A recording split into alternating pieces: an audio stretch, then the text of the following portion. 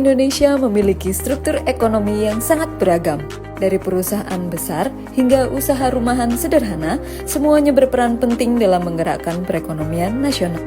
Untuk menangkap gambaran utuh aktivitas ekonomi ini, Badan Pusat Statistik akan melaksanakan Sensus Ekonomi 2026, kegiatan besar yang hanya dilakukan setiap 10 tahun sekali. Sensus ekonomi adalah pendataan lengkap seluruh unit usaha di Indonesia, kecuali di sektor pertanian, pemerintahan, dan rumah tangga pemberi kerja. Informasi yang dikumpulkan mencakup identitas usaha, badan hukum, produk utama, bahan baku, tenaga kerja, penggunaan internet, pendapatan, pengeluaran, hingga aspek lingkungan.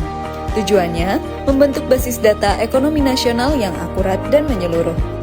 Sensus Ekonomi 2026 dirancang untuk menyajikan potret nyata tentang struktur dan performa ekonomi Indonesia dari pusat kota hingga desa terpencil.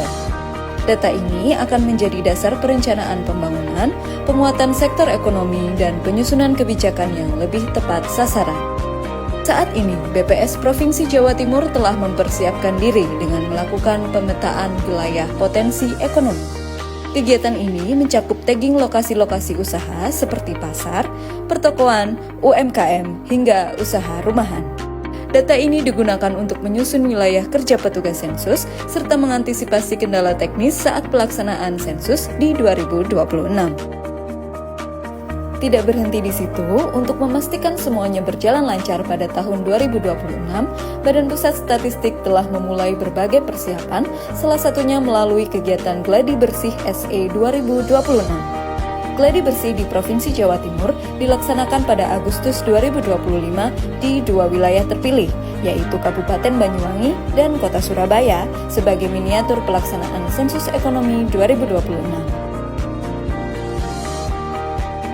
Dalam pelaksanaannya, petugas sensus akan datang ke tempat usaha dengan atribut resmi dari Badan Pusat Statistik.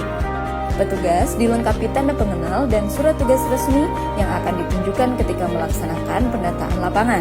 Petugas telah dibekali pelatihan untuk menjaga akurasi data serta kenyamanan responden saat melakukan pendataan. Yang paling penting, seluruh data yang diberikan oleh responden akan dijaga kerahasiaannya.